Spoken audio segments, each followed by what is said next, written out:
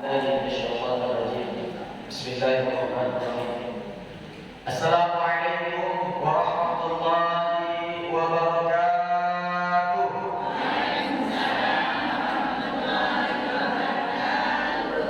Innal hamdalillah nahmaduhu wa nasta'inuhu wa nastaghfiruh wa na'udzu billahi min shururi anfusina wa min sayyiati a'malina. May yahdihillahu fala mudilla lahu wa may yudlilhu fala hadiya lahu. Asyhadu an la ilaha illallah wahdahu la syarika lah wa asyhadu anna Muhammadan 'abduhu wa rasuluhu la nabiyya ba'dah. Allahumma shalli wa sallim wa barik ala sayyidina ya maulana Muhammad wa ala alihi wa sahbihi wa man tabi'ahum bi ihsan ila yaumiddin, amma ba'd. Faqala Allah ta'ala fi al-Qur'anil Karim, a'udzu billahi minasy syaithanir rajim. Bismillahirrahmanirrahim. Inna Allaha wa malaikatahu yusholluna 'alan nabi ya ayyuhalladzina amanu shallu 'alaihi wa sallimu taslima. Wa qala inna ishrah li sadri wa yassir li amri wahlul 'uqdatam min lisani yafqahu qawli. Wa qala Rasulullah sallallahu alaihi wasallam, as'adun nasi bi syafa'ati yaumal qiyamah man qala la ilaha illallah khalisan min qalbihi aw min nafsihi. Sadaqallahul 'azim wa sadaqa rasulul karim wa nahnu min ibadillahi sholihin. Baik, alhamdulillah, pertama-tama yang saya muliakan pada pimpinan dan keluarga besar Majelis Ta'lim Kaum Jannah dan pimpinan Majelis Ta'lim dan keluarga besar Majelis Ta'lim Nur Hidayah. Mudah-mudahan sebagaimana namanya Allah jadikan ibu-ibu semuanya, mak-mak saya di sini jadi bidadari surga. Amin. Amin amin ya rabbal alamin. Mudah-mudahan yang hadir saya di depan saya ini setiap dipandang suami ini sejuk suami pandangnya, bisa menenangkan pikiran, bisa menyelesaikan masalah sebagaimana Sayyidah Khadijah, bukan sebaliknya. Insyaallah. Maka karena ini adalah majelis maulid, maka tidak sah rasanya kalau kita tidak bersolat bersama-sama, walaupun tadi sudah dibacakan dengan berjanji maulid bersama. Maka insyaallah membuka kita pada hari sama-sama kita bersolawat, solawat tibil dulu. Allahumma shalli wa sallim ala sayyidina Muhammadin wa ala ali sayyidina Muhammad. Allahumma shalli ala sayyidina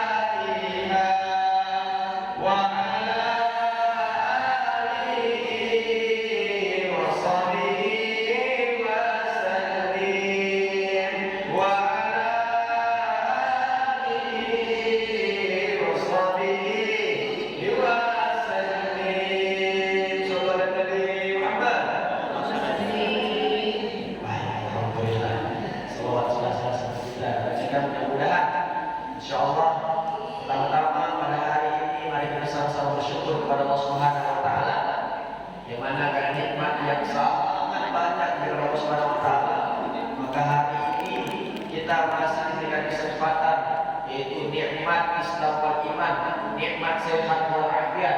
Ada yang sakit di antara kita, mudah-mudahan dengan berkah majelis ini Allah angkat penyakit kita daripada ini. Memang nampak ini cinta ada yang sakit secara zahir, tapi kadang-kadang sakit secara batin. Lihat juga mungkin sedikit sudah mulai akan padam. Maka ini kita mohon kepada Allah, maka tadi itulah punya sholawat bil qulub, agar dengan keberkahan Nabi Muhammad SAW bisa menyembuhkan kita punya hati. Karena hati bisa sangat krusial sekali, sangat gampang mendasari hati. Maka insyaallah hari ini dengan berkah majelis Maulid Nabi Muhammad SAW pada sore hari ini kita akan belajar daripada akhlak Nabi. Bagaimana akhlak Nabi kepada istrinya, bagaimana akhlak Nabi kepada manusia, bagaimana akhlak Nabi kepada hewan dan lain sebagainya. Maka insyaallah mohon izin kepada Ibu Haja, para ustazah, para mama yang insyaallah mudah-mudahan Allah muliakan dunia dan akhirat. Kawan-kawan, insyaallah kawan-kawan juga di sini. Ada meja di sini umur saya dengan mama ni dah kurang lebih 3 kali atau 4 kali lipat lah. Oh ini sudah. Kalau saya umur 23 berapa kali lipat dia ni Bu. Ada kali lipat, ada kita 4 kali lipat biasa. Berarti udah ini saya kan tidak duit saya. Maka insyaallah mohon izin tidak masuk untuk mengajari, tapi kan ada amanah untuk menyampaikan wasilah, untuk menyampaikan risalah. Kita kan melanjutkan perjuangan Nabi Muhammad SAW agar kita mengenal siapa idola kita. Maka insyaallah pada hari ini saya juga mohon izin membawa kitab. Bukan kita tidak hafal, tapi cuma mau mengambil keberkahan baca kitab kita pada hari ini biar lebih berkah lagi majelis ini. Ini kitab saya bawa kitab Nasrul Ibad. Namanya Nasrul Ibad karangan daripada Syekh Nawawi Al-Bantani.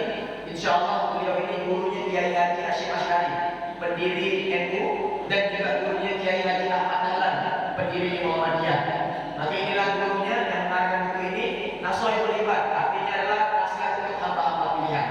Maka insyaallah hari ini sebelum kita masuk kepada kitabnya, kita sedikit dulu karena kita temanya Maulid Nabi Muhammad SAW, ya kan? Maka kita hari ini memperingati ada namanya Maulid, ada namanya Maulud. Apa beda Maulud ni ya? Ada orang bilang Maulid salah tu Maulud kata dia. Ada orang bilang Maulid salah tu Maulid betul. Jadi ternyata dari ini ada perbedaan sedikit. Maulid artinya merayakan waktunya 12 Rabiul Awal. Sedangkan Maulud kita merayakan seorangnya, manusianya, yaitu Nabi Muhammad SAW. Jadi sah-sah saja kalau orang bilang Maulid dan Maulud. Dan pertanyaan dulu sedikit, saya panggil apa ya?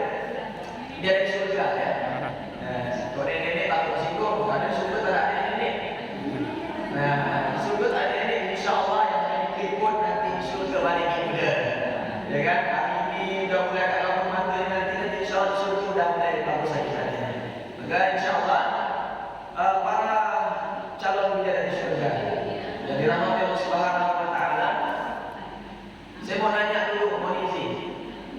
Yang namanya Maulid ini artinya kan merayakan kelahiran Nabi dan lain sebagainya, mengingat perjuangan Nabi. Kira-kira saya mau nanya, kira-kira siapa siapa yang pertama kali yang mengucapkan happy birthday?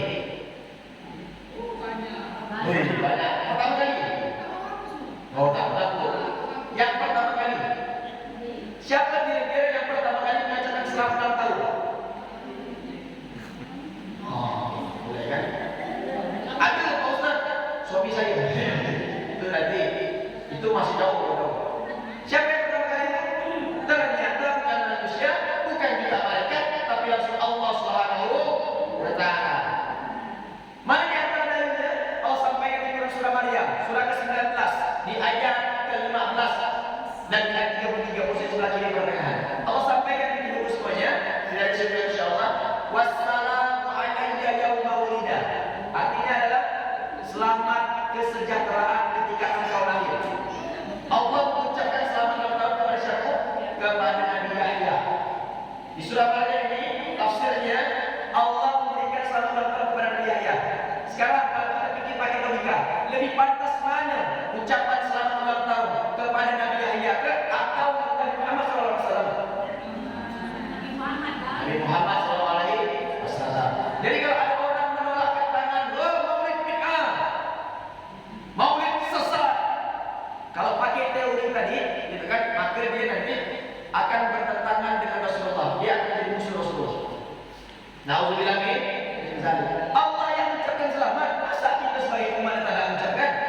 gitu kan? Nah, makanya di sini Bapak Ibu semuanya, dalam rangka kita ini bermaulidan, ya kan? Dalam rangka apa? Kita mengikuti Allah. Allah yang memerintahkan setiap ada yang ulang tahun, gitu kan? Hendaklah mengucapkan selamat. Selamatnya maksudnya apa? Gitu kan? Dilanjutkan ayatnya. Wassalamu alayya yauma wulida wa yauma yamutu wa yauma yub'atsu hayya. Ini kalau santri-santri kalau dekat sama saya di dalamku, kalau ini sini ulang tahun, karena saya bilang panjang umurnya, panjang itu orang banyak. Langsung saya katakan, antum wassalamu alayya yauma wulida wa yauma yamutu wa yauma yub'atsu hayya. Apa artinya tiga duanya? Selamat atas engkau lahir, selamat ketika engkau mati, dan selamat ketika engkau dibangkitkan. Artinya selalu sejahtera. Allah yang turunkan Nabi Yahya. Kalau kita pakai otak pikiran kita Bapak Ibu semuanya, Nabi Yahya diberikan selamat. Apakah Nabi Muhammad sallallahu alaihi wasallam? Nah, kalau oke lah, kalau berbicara tentang Nabi Yahya jauh. Sekarang, Nabi yang terdekat dengan Nabi Muhammad, Nabi siapa? Nabi Isa. Yang terdekat itu, tapi jaraknya, rentangnya dari Nabi Muhammad ke Nabi Isa itu 600 tahun.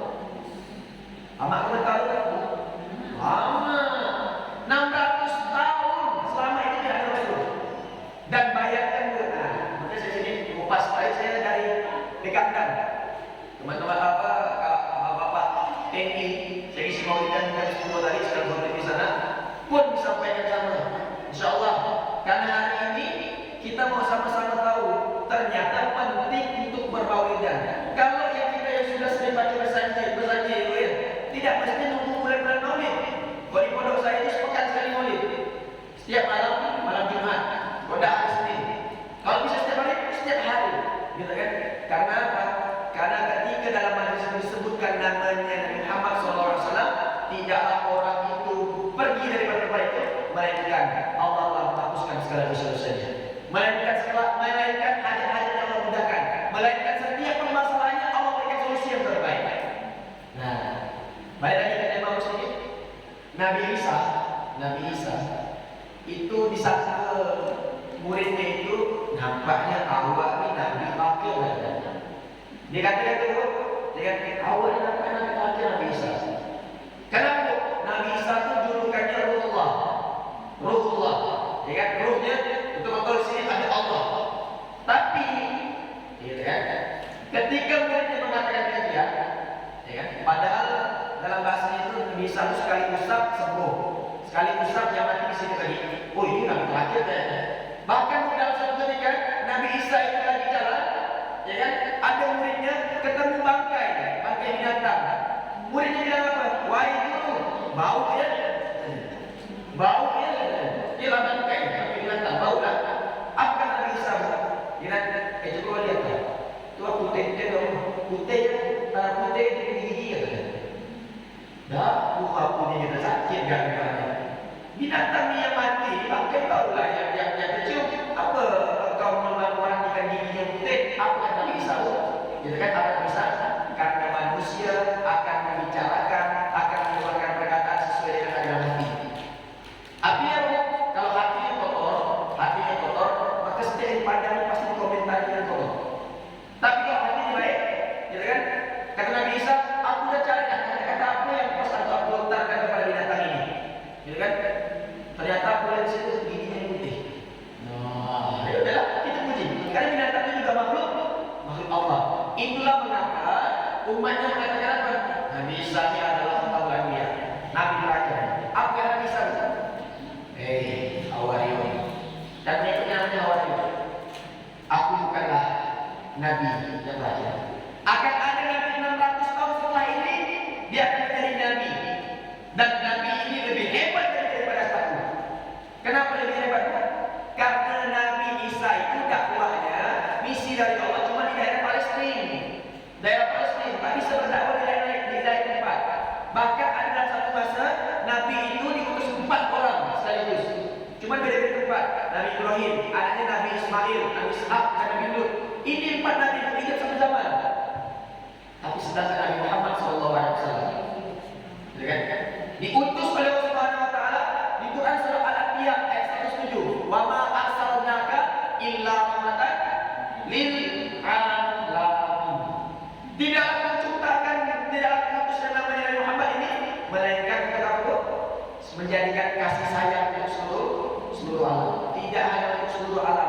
tapi di surah Sabah surah 34 di ayat ke-44 muncul sebelah kanan. Wa ma arsalnaka illa kafatan linnas. Tidaklah kuciptakan manusia ini, tidak kan Nabi Muhammad ini melainkan untuk berkasih sayang kepada seluruh manusia. Jadi tugas Nabi Muhammad itu apa? Makanya saya bilang Nabi Muhammad ini spesial. Dakwahnya kepada seluruh makhluk hidup, bukan cuma manusia, tapi makhluk hidup.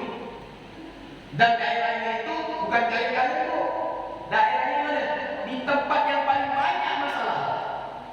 Rasulullah tidak diciptakan diutus di tempat Romawi. Karena Romawi di situ lagi maju-majunya. Tidak juga di Mesir, tidak juga di Palestina, tapi langsung tempatkan tempat yang paling kelak dan berbeda. Tahu apa? Awal apa? Paling buruk dan dalam bahasa Arabnya jahiliyah. Udahlah tempatnya yang paling jahiliyah, gitu kan? Orang di situ juga orang yang paling bodoh. Kenapa paling bodoh? Ya, mana kata bodoh? Satu hari 5 kali dia bodoh. Macam surat dah. Setiap hari itu 1 hari 5 kali dia bertobat. Dan pelaku utama siapa? Sayyidina Umar bin Khattab. Sebelum masuk Islam, tapi beda ketika masuk Islam. Beda disebut dengan Nabi Muhammad SAW. Yang tadi dari jahil langsung Allah sampaikan tentang ayat Quran surah Ali Imran juz 4 surah ketiga ayat 110. Kuntum khairu ummatin ukhrijat lin-nas. Engkau bangsa Arab yang tadi kau jahil, engkau adalah khairul ummah, sebaik-baiknya umat. Allah SWT. Ternyata dengan sentuhan Nabi Muhammad dan para ibu sekalian, itu semua itu bisa berubah. Bayangkan kita bisa dari sini itu. Bayangkan, secara logika, ibu ya, secara logika dan secara akal sehat dan secara normalnya, orang itu bahagia ketika bayinya udah ada atau sebelum udah ada. Ibu punya anak, bahagia mana? Bahagia ketika ngandung atau bahagia ketika anak lahir pertama kali? Melahirkan. Betul ya? Melahirkan. Kalau mengandung kan mana kan bahagia, belum lagi sakit hingga, belum diapa ya. Tapi kalau udah lahir itu pasti suka ya, suka dan gembira. Tapi dahsyatnya bu, bayi pun belum ada. Nabi Muhammad belum lahir, tapi sudah diberitakan dulu oleh Nabi Isa. Nabi Isa itu maulid yang pertama kali. Nabi Isa maulid dulu. Ditanya dikasih tahu, hei umatku, aku lagi gembira. Allah sampaikan di Rasul As-Saff surah 61 dan 6. Wa mubasysyirun bi rasulin ya'ti min ba'di ismuhu Ahmad. Nama asli Muhammad itu Nabi adalah Ahmad. Kenapa tidak Hamid? Kenapa tidak Muhammad disebut sampai? Karena Ahmad adalah panggilan yang paling terbaik. Panggilan yang paling terbaik, gitu kan? Saya ulangi sekali bu. Kita ada Tuhan disebut Sang Khalik. Dan Sang Khalik menciptakan sesuatu disebut dengan makhluk. Kita makhluk. Dan setiap makhluk Allah bekalkan sifat disebut dengan akhlak. Tapi kalau akhlak itu menjadi superlatif, banyaknya kebaikan, maka akan jadi khuluqin. Makanya Allah sampaikan di Quran surah Al-Quran surah 8 ayat 4. Wa innaka la'ala khuluqin 'azim. Sungguh engkau Muhammad mempunyai suri tauladan yang sangat terbaik. Bukan akhlak tapi khuluqin. Ada perubahan kata sama dengan Muhammad. Sebenarnya Nabi Muhammad itu Hamid. Hamid itu hanya orang yang menjadikan satu terpuji, kebaikan yang satu. Tapi kalau kebaikan menjadi superlatif, banyak sekali kebaikan tertuju kepada satu orang, maka disebut dengan Ahmad. Nah, itu rahasianya. Ahmad. Dan kenapa kita dipanggil Muhammad? Karena bapaknya, bapaknya itu memberikan nama Muhammad karena pada saat itu tidak ada satu orang pun yang bernama Muhammad. Jadi spesial. Nah, makanya di sini, ya kan? Nabi Isa itu udah bermaulid duluan. Nabi Isa yang bukan umatnya maulid lagi, kita yang umatnya Muhammad SAW. Jadi artinya kita yang lebih harus banyak maulidnya. Nah, bagi ibu-ibu yang Allah Subhanahu Wa Taala, ya ini pertemuan kedua saya di sini. Kemarin kita sudah bahas tentang ada beberapa sedikit bab cinta, tentang 7 rukun sholat. Maka hari ini fokus kepada Rasulullah. Kita mau belajar sedikit dari lihat kisah Rasulullah. Bu, apa tugas utama Rasulullah? Dan dijawab dengan Quran, wa ma arsalnaka illa rahmatan lil alamin. Ternyata sebagai rahmat. Gitu ya, sebagai rahmat. Nah, sekarang kalau kita kaji rahmat itu apa itu rahmat? Ternyata ditemukan pertama kali. Yang pertama, fungsi rahmat. Ada 3 fungsinya ya. Yang pertama, fungsinya ada di Quran surah Al-Baqarah juz kedua di ayat 155 sampai 157. Wala nabluwannakum bisyai'in minal khawfi wal ju'i wa naqsin minal amwali wal anfusi wath thamarat. Wabashshiris sabirin. Kata Allah, aku pasti akan menguji kalian semua dengan khauf, rasa ketakutan. Minal ju', kekurangan makanan, ya kan? Wal ju'i wa naqsin minal amwal, kekurangan harta. Ya kan? Dan seterusnya sampai ada keguncangan jiwanya itu. Nah, dan di akhirnya wabashshiris sabirin. Berikanlah kabar gembira kepada orang yang sabar. Ayat 156 ya. Alladzina idza asabatuhum musibah qalu inna lillahi wa inna ilaihi raji'un. Nah, poinnya ayat 157. Ulaika 'alaihim shalawatun min rabbihim wa rahmah. Jadi fungsi rahmat yang pertama dulu apa? Sebagai solusi terbaik. Solusi terbaik. Artinya Bu, ya kan? Rasulullah itu datang pertama kali ini bukan di Rasulullah dulu. Bukan di Rasulullah dulu, bukan di ngaji dulu, tapi digunakan Allah sebagai solusi kepada semua permasalahan yang ada pada saat itu seorang jahil. Itu yang satu. Yang kedua, sebagai syifa. Apa syifa Bu? Bukan obat, obat bahasa Arabnya tak tahu. Penyembuh. Bu, kalau Allah pengen menyembuhkan seseorang harus pakai obat ya? Tidak mesti. Kalau Allah pengen menyembuhkan tak perlu perantara obat.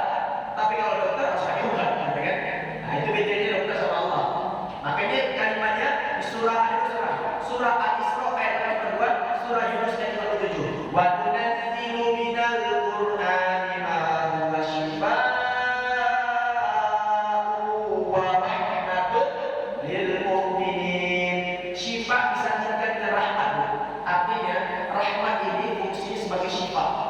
sifat itu penyembuh. Jadi kalau ibu banyak makan nanti dengan suami, duit belum cair, anak gila, ya udah banyak-banyak interaksi dengan Quran. Karena Quran sebagai sifat. Ya Bu ya. Nah, saya mau stop di sini Bu. Sifat. Nah, kenapa ada satu jawaban ini? Kenapa harus Al-Quran? Ternyata rahmat yang paling terbesar yang Allah titipkan kepada Rasulullah adalah memberikan Al-Quran. Saya urutkan juga Allah, jadi kan ada namanya kalamullah disebut dengan Al-Quran. Diberikan kepada malaikat Jibril, gitu kan? Malaikat Jibril. Seketika malaikat Jibril menjadi sayyidul malaikat. Dalam bahasa kita itu kepala kumpul malaikat. Nah, malaikat yang paling padu, malaikat yang paling bagus karena berkah Al-Quran. Turunkan lagi kepada siapa Bu? Nabi Adam, Nabi Nuh, Nabi Muhammad SAW. Seketika Nabi Muhammad juga menjadi nabi yang paling terbaik dan terbest. Diturunkan kepada siapa lagi Bu? Umat siapa? Umat Nabi Musa, umat Nabi Muhammad SAW. Dan kita menjadi sebaik-baik umat. Bayangkan Bu, cuma umat Rasulullah satu kebaikan dibahas dengan 10 kebaikan. Ya, surah Al-Quran ayat 165. Dan cuma umat Rasulullah satu kali bersedekah Allah balas dengan 700 kali. Nah, berarti kalau 1000 Allah balas 700. Itu kalau pakai hitung-hitungan. Tapi padahal bukan hitungan semua bukan segitu hitungan. Terlalu kecil hitungan kita. Tapi hitungan Allah luas sekali. Gitu kan? Makanya spesial umat Rasulullah karena mereka Rasulullah dan ada Al-Quran. Jangan jauh-jauh ikut di rumah ada Quran. Kalau habis baca Quran, apa yang dicinggung? Quran atau covernya? Benar. Quran itu apa? Dari Al-Fatihah sampai An-Nas. Cuma dulu. Dicontoh di Quran ini. Hah? Ibu, tak maaf ya saya contohkan. Ibu nyium di sini ya, atau ibu buka Quran ini ya?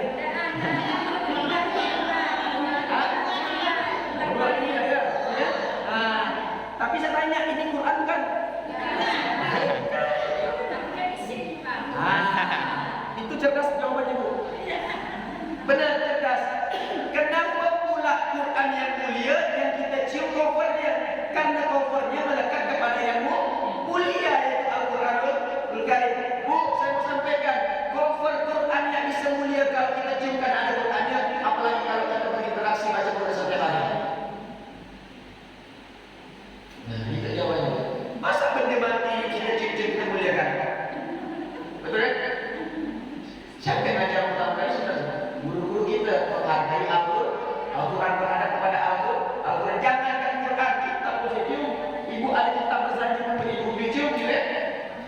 menghargai. Padahal ini cuma cover, bukan isinya. Yang paling penting kan apa? Kan isinya. Artinya apa? Ibu semuanya. Kalau kita ingin kuliah di dalam Al-Quran, nih Bu, saya sengaja mau catatan sedikit aja. Sebenarnya ini saya siapkan materi tadi, cuman kalau saya lupa itu sudah ada. Ini bukti Quran itu akan membimbing kita dari lahir sampai mati. Jadi Bu, kalau ibu nanti banyak masalah, mau cari solusi, jangan buka-buka macam-macam. Apalagi buka TV, yang ada buka gosip, buka YouTube, ya. Buka Quran. Ya Bu, buka Quran. Nih Bu, saya sampaikan singkat. Tak usah dicatat, tapi diingat-ingat saja. Ketika kita mengandung Bu, oke, mengandung itu kan ibu pernah merasakan, saya tak pernah. Istri dari mana? Rasakan, kan semakin besar semakin lemah kan? Semakin lemah itu dah sampai kan di Quran surah Al-A'raf ayat 129 plus dengan doanya.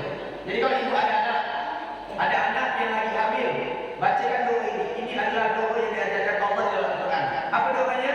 Rabbahuma la in atainahum sholihan lanakunanna minasyakirin. Itu surah 7 ayat 189. Setelah udah yang namanya melemah, kalau kita ingin mengontrolnya, kalau sekarang pakai USG kan, tapi Allah udah lebih dulu cara mengontrolnya. Ya kan? Itu surah Al-Hajj surah 22 ayat 5, ya kan? Summa fa inna khalaqnakum min turabin, summa min 'alaqatin, summa min mudghatin, dan sampai dan seterusnya. Itu adalah perkembangan. Kita ini pun diciptakan 40 hari nutfah, air mani, 40 hari mudghatan alaqah segumpal darah, 40 hari mudghatan segumpal daging, dan 40 hari ditiupkannya ruh. 40 kali 4 pas 4 bulan. Dalam hadis dinyatakan, hadis Al-Bain yang kedua, ketika ibu masuk sedikit, ketika anak itu sudah terkandung, ya, terkandung 4 bulan, ketika diberikan roh, makanya sebenarnya sunnahnya itu baca tasawuf itu bukan di umur 7 bulan, tapi di umur 4 bulan. Karena 4 bulan diberikan roh, kalau 7 bulan jadi manusia. Nah, yang harus tasawuf itu ketika diberikan roh. Kenapa? Ketika 4 bulan itu Allah menetapkan 4 perkara menjadi takdir kita. Pertama adalah ajalku, Allah menetapkan kapan kita mati. Yang kedua, amalmu, Allah menetapkan kita kapan berapa banyak kita melakukan amal soleh, berapa banyak kita melakukan amal salah. Yang ketiga, warizku, Allah menetapkan rezeki kita banyak atau sedikit. Dan yang keempat, ini yang paling dahsyat, Allah tetapkan kita syakiyun atau sa'idun. Ma makna syakiyun atau sa'idun? Syakiyun artinya hidup yang sial, hidup yang sengsara, hidup yang penuh dengan neraka. Kalau sa'idun, hidup yang gembira, beruntung betul, dan dia masuk surga. Sekaligus ditentukan ketika umur 4 bulan dalam rahim, itu Allah tentukan kau ini nanti ujungnya masuk neraka atau surga. Sudah ditentukan. Cuma benda ini bisa diubah. Bisa diubah. Bisa. Oke. Contoh nih Bu, minta maaf dan batin. Kita kan tak tahu nih, kita tak usah memikirkan ajal, tak usah memikirkan amal, tak usah memikirkan rezeki. Kita pikirkan baik-baik ya. Kita ini tetapkan Allah surga dan neraka. Andai kata mohon maaf kalau bilang tadi, kita ketika umur 4 bulan di rahim mama kita, gitu kan, ditetapkan syakiyun, orang yang masuk neraka. Contoh lah, ini kan contoh. Kira-kira kalau ibu udah tahu syakiyun di sini, bisa tak dirubah dari sa'idun? Pernah dengar takdir tak bisa dirubah? Oke, tak tahu pokoknya bisa lah kata kita. Bisa ya? Oke, saya baik. Ubahnya macam mana? Ini mantap sekali majlis ini cerdas banget, insyaallah. Ada cerdas atau tak tahu ya? Saya mau kasih tahu kisah kata Jadi kisah. Ada kisah pada zaman tabi'in. Ini masih dalam perkara boleh juga. Zaman tabi'in. Artinya tabi'in itu artinya orang yang pernah ketemu Nabi tapi ketemu sahabat, ketemu sahabat guru dan sahabat. Tabi'in, dia seorang waliullah. Dia mempunyai murid, gitu ya, mempunyai murid sama lagi di majelis taklim, ya kan? Dan muridnya pun juga juga menjadi waliullah. Tingkat tertinggi seorang hamba menjadi waliullah. Ya, seorang wali, bukan wali santri. Ya, bukan wali kelas, bukan, tapi waliullah. Orang yang dekat dengan Allah. Suatu ketika muridnya tadi kepengen mau lagi silaturahmi kepada gurunya, kepengen sholat lagi, kepengen mau rindu benar diajarkan guru.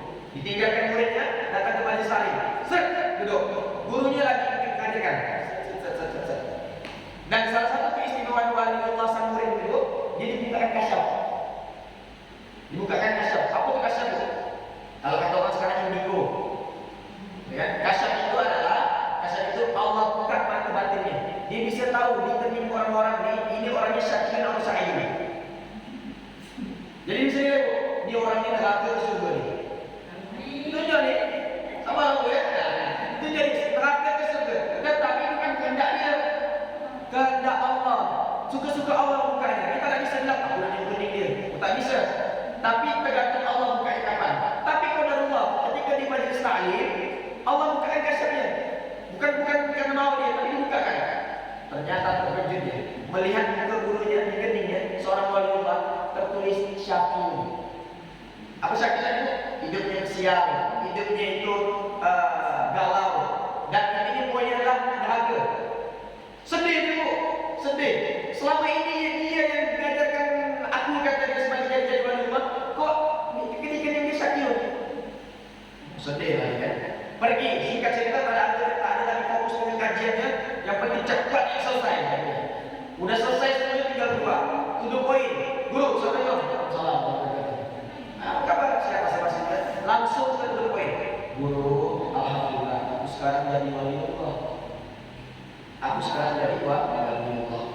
Dan aku mendapatkan keistimewaan bahwa aku bisa dibukakan kasyaf dari Allah Subhanahu Wa Taala. Ya, bukan itu. Bukan. Tapi maaf, tadi aku lihat di keningmu adalah syakirun sampai nangis. Apa respon guru? Cuma tersenyum. Sekarang baliknya kepada kita tuh. Kalau ada seorang waliullah, ya kan, waliullah yang membukakan kasyaf dari itu, kalau orang yang soleh dan alim, dan seorang guru, seorang masyayikh, dia nengok kening kita sampaikan, oh, syakirun. Apa rasanya itu? Perasaan dulu. Perasaan itu apa?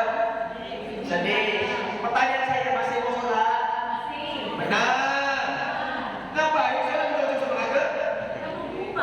Oh, Masya Allah. Hah? Belum tahu. Makanya tuntaskan dulu ini normalnya orang. Saya nanya normalnya orang. Kalau dibilangkan engkau penghuni neraka, pertanyaan saya nanya semuanya. Santri berguru siapa lah pertama di sini tentang peristiwa ini. Dia nanya baju sholat kan? Kenapa baju sholat? Ngapain capek-capek sholat lagi ujung-ujung sholat kan? Betul tak? Ngapain baca bersaji? Ngapain baca Quran? Ujung-ujung sholat kan? Capek adanya. Betul tak? Nah, tetapi waliullah ini tersenyum. Dia bukan orang yang biasa. Dengan apa dia katakan? Wahai guru, kamu kau senyum, kau nak sedih? Tenang bos. Nah, aku dah tahu syakir di keningan ini selama 40 tahun yang lalu.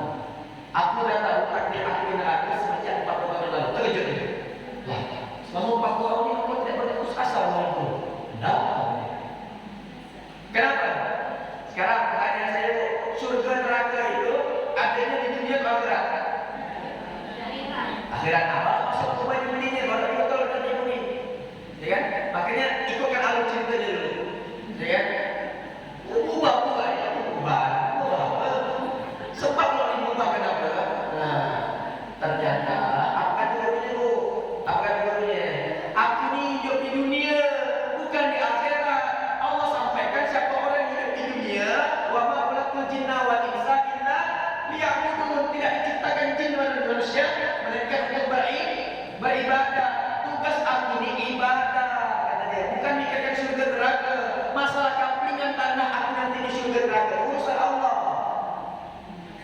Yang aku pikirkan bagaimana caranya menjalankan tugas aku sebaik-baiknya. Justru dengan aku tahu dikini aku syakir, aku lebih semangat lagi untuk beribadah. Gitu kan?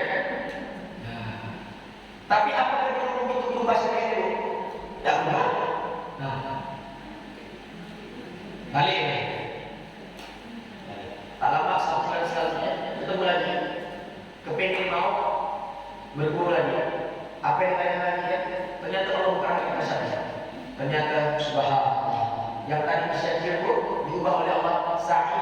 sa'idun, sa'idun. 3 kali. Bahagia, bahagia, bahagia. Surga, surga, surga. Senang dia. Senang dia. Aku kan apa Ali Salim kata dia, cepat selesai kata dia. Aku nak ketemu guru aku kata dia.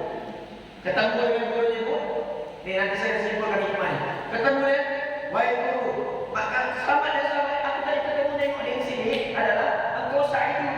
Tak pernah bertemukan kayak gini. Ini disebut takdirku. Dia tuh sebelumnya bertahun-tahun sudah ketika tengok orang Syakir itu, ketika ketemu lagi tak pernah berubah. Syakir terus. Sebaliknya ketika ketemu Sa'id surga-surga tak pernah berubah menjadi neraka. Tapi cuma gurunya yang tadi Syakir dan Sa'id. Kasih tahu apa kata gurunya? Dia lupa gurunya itu juga oleh Allah. Apa katanya? Tak ada apa-apa. Senyum saja. Sama, senyum elegan. Senyum elegan. Dia siap. Nah, sekarang saya kembalikan lagi dengan ibu. Bu, kalau ibu ditanya ditetapkan ada wali Allah tertera gini, ibu Sa'idun, ibu adalah pasti masuk surga. Pertanyaan saya masih masalah. Benar, yakin? Ya, kalau belum ada jaminan. Coba pada betul jaminan, ampun lah masalah. Sudah bu. Karena dulu tuh sahabat Nabi 10 orang yang dijamin masuk surga, malahan lebih takut, lebih gesit lagi dia beribadah, lebih semangat lagi dia ibadah. Karena dia merasa tak pantas dijamin Rasulullah itu masuk surga, walaupun senang. Tapi kalau kita, jangankan dipastikan masuk surga, bisa dibilangkan apa ibu dibilang ibu ini jangan banget,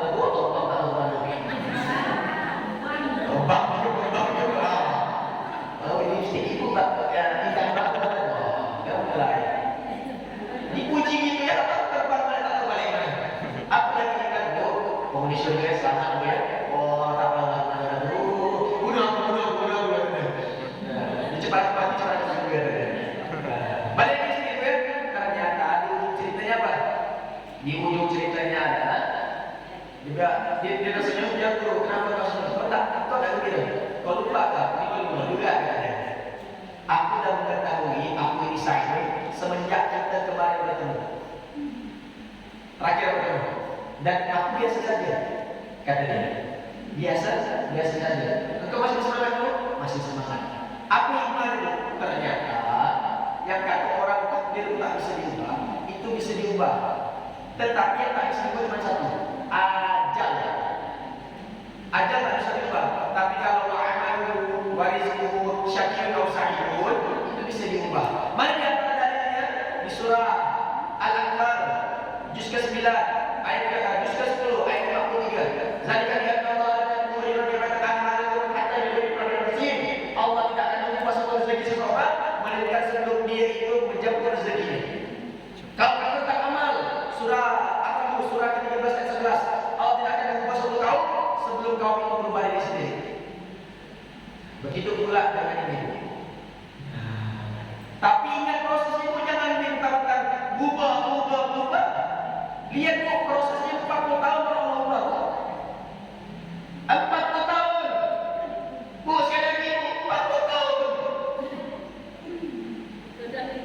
Benar tak ada ni? Dia 40 tahun beribadah, 40 tahun berzikir, 40 tahun dia berdakwah. Baru ada kabar gembira, selamat engkau yang tadi Syakir menjadi Sa'id.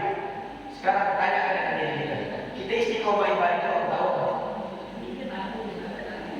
Majelis taklim kita berapa tahun masih?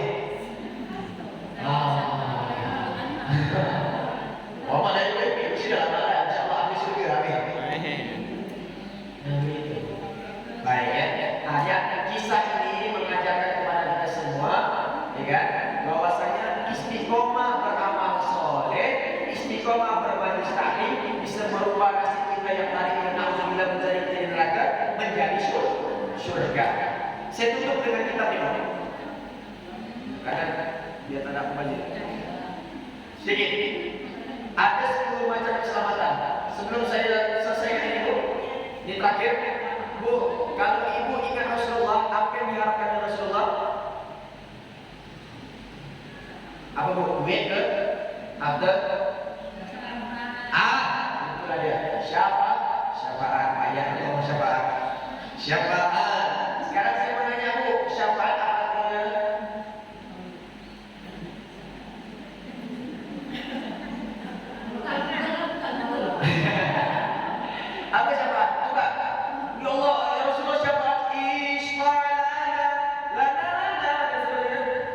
Saya tanya semua, hanya syafaat itu apa?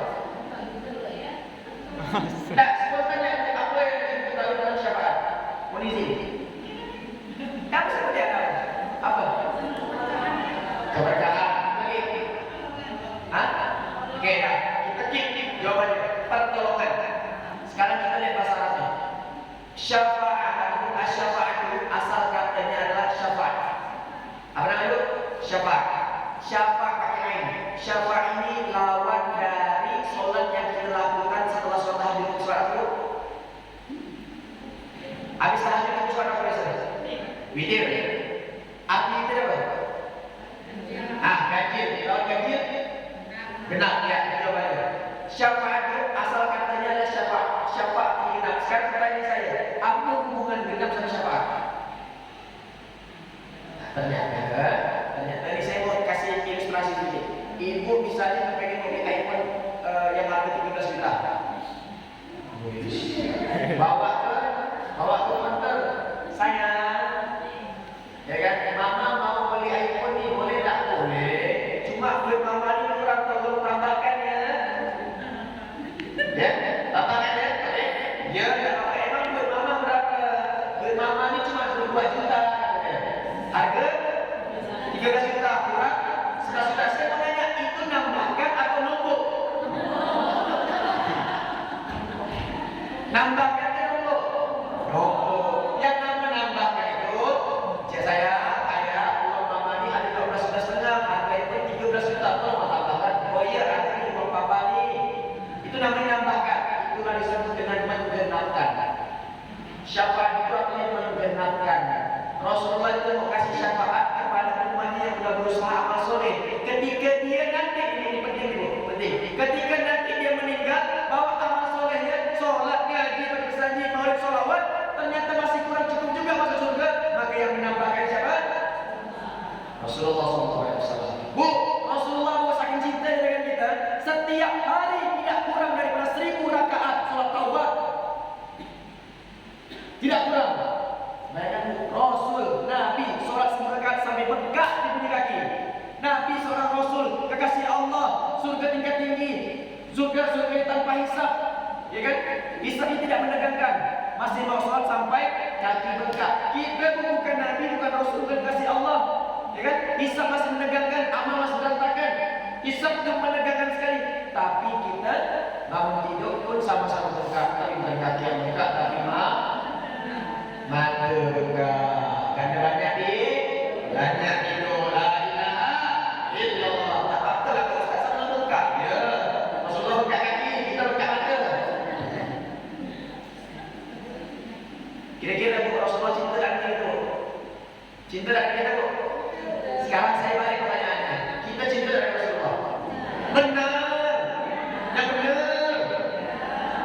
benar. Bu, Rasulullah itu cinta dengan kita, ada buktinya. Sekarang kita cinta dengan Rasulullah, buktinya. Benar. Salawatnya itu, saya tanya jujur, ibu niat salawat karena cinta atau karena yang tak lunas? Saya mau tanya benar Bu. Benar sini. Kenapa kau salawat kepengen anak soleh? Kenapa kau salawat kepengen bisnis lancar? Salawatkan aja benar, nanti pada Allah nasi gitu. Iya betul banget. Tapi guru saya katakan gini Bu, sholawat itu adalah amalan yang paling tinggi. Boleh tak kita mengajarkan sholawat untuk mencapai sesuatu? Boleh. Cuma kurang adab, ya kan? Karena nanti Bu, amalan kita yang kurang nih, yang menyempurnakannya itu Rasulullah. Kalau kita minta sholawat ini kata lunas, ya udah, tapi cuma lunas, tapi yang berharap siapa dapat yang ada. Tapi dibalik, niatkan betul sholawat tanpa syarat, cuma untuk rasa cinta dan rindu kepada Rasulullah. Jadi kan, karena Allah ini maha tahu apa menjadi kisah kita. Anak nakal, suami, gelap, karimah, gitu kan? Kita masih lunas, masalah masih banyak, bisnis pada lancar-lancar. Kita niatkan tulus ya karena sholawat ini, karena ingin mencintai Rasulullah Sallallahu Alaihi Wasallam. Itu Allah yang akan disayang semuanya. Tapi kalau itu tujuan cuma satu, cuma dapat satu yang ada apa? Ibu misalnya dapat masalahnya apa? Suaminya agak degil, mohon maaf, atau anak-anaknya nakal, harta kurang, atau urusan tidak lancar-lancar, banyak masalah. Ibu cuma niatkan aku sholawatkan agar selesai masalah. Makanya sebenarnya cuma masalah ini ya. Utang, laki-laki suami yang soleh, anak yang soleh dan soleha, dapat tak? Dapat. Aku isyarat. Oh, ya. Nah, itulah namanya sholawat tanpa syarat. Makanya sholawat niatkan ya Allah aku rindu. Inilah bukti cinta. Walaupun tak banyak. Nih bu, kaidah cinta apa yang saya sampaikan kemarin? Pertama adalah inna wa ibadah anisyuri bil mahmud ma'ah wa tasyaita ila kullahu abada. Kita tidak akan pernah mendapatkan cinta sejati, melainkan kita akan disibukkan dengan apa yang kita cintai, dan kita tidak akan pernah mendapatkan cinta yang hakiki yang sebenarnya sebelum kita menjadi hamba terhadap apa yang kita cintai. Harus jadi hamba. Kalau jadi hamba itu maksudnya apa? Apapun yang disukai Rasulullah ikuti. Ya, apa yang kita ikuti. Nah, maka di sini pun kalau kita udah tahu tadi tentang Rasulullah, nih saya tutup dengan kitab ini. Tidak usah saya banyak jelaskan. Di sini insya Allah banyak. Apa kata Rasulullah? Rasulullah SAW menyatakan dalam kitab ini ada 10 macam syafaat. Ada 10 macam syafaat. Pertolongan, keselamatan. Al-'aibatu 'ala asyrah, aw wujuhin bi khamsatin fid dunya wa khamsatin fil akhirah. Sesungguhnya keselamatan syafaat itu ada 10. 5 memberikan ketika di dunia, 5 memberikan ketika di akhirat. Nah, fa'amma di dunia, adapun yang diberikan 5 itu kepada dunia, yang pertama al-awwal al-ilmu. Pertama adalah orang yang berilmu. Jadi kalau dapat syafaat itu wajib aja. Wajib itu majelis taklim. Kan majelis taklim yang berilmu itu membetulkan guru dengan ustazah, dengan guru kita. Gitu kan? Membetulkan guru baca Quran, membaca majelis taklim yang lain untuk membenarkan tauhid dan akidah kita dan seterusnya. Itu orang yang ciri-ciri dapatkan syafaat. Yang kedua, wal ibadah. Orang kalau sudah ilmu itu, sudah berilmu, maka harus ibadah.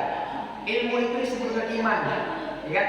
Habis iman harus dibuktikan dengan cara ibadah. Kalau kita sering ngaji, setiap awal dengan kalimat iman, setelah itu pasti amal soleh. Contoh al-asr, wal asr innal insana lafi illa alladziina aamanu. Selalu diulangi setiap iman pertama, ujungnya pasti amal soleh. Seakan-akan apa yang disampaikan kepada kita, kalau mengaku iman, buktikan amal soleh. Lihat kaidah cinta tadi. Cinta butuh pembuktian, bukan perkataan. Ibu lebih suka bilang I love you atau bapak langsung kasih duit? Kasih duit, bukan aku bantu I love you aja. Dah pasti dari itu aja. Pembuktian itu. Oke? Yang ketiga, setelah ilmu ibadah adalah warizquhu minal halal. Cari rezeki yang halal. Bu, tolong sampaikan salam saya dengan bapak ibu. Saya sampaikan benar ya. Kenapa bu? Tugas terberat seorang suami itu bukan mencari nafkah, tapi tugas terberat seorang suami itu adalah ya ayyuhalladzina amanu anfusakum wa ahlikum nar. Bagaimana caranya istri dan anak keturunannya bisa terselamatkan daripada azab neraka? Salah satunya adalah memberi rezeki yang halal. Sampaikan salam saya, salam hormat saya dengan bapak dan suami ibu. Sampaikan, Bang, tolong baca Quran surah Hud. Awalnya surah 11, surah 11 ayat 6, posisi belakang bagian atas. Wa ma min dabbatin fil ardi illa 'ala Allahi rizquha. Mas, abang, ayah sampaikan, rezeki itu sudah tertakar dan tidak mungkin tertukar. Yang belum Allah jamin itu adalah cara menjemputnya, halal atau haram. Kita kalau saya ceramah di gubernur, saya kemarin saya sampaikan, oh Pak, saya rezeki sudah tertakar. Yang belum Allah jamin itu adalah cara menjemputnya. Itu artinya bapak kalau korupsi miliar dan lancar dapat miliar, mohon maaf dan batin. Bapak tanpa korupsi pun memang segitulah rezeki bapak cepat. Kalau pakai akal sehat, kalau bisa mengambil cara yang halal, bukan cara yang haram.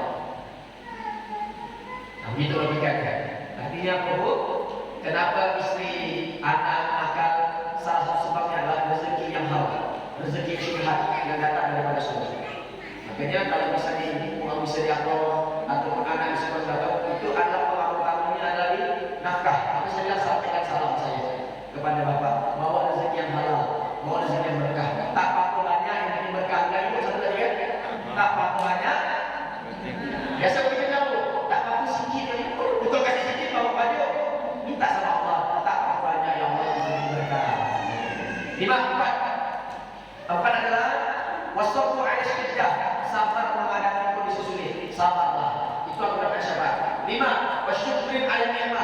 bersyukur atas nikmat. Nah, 5 ilmu ibadah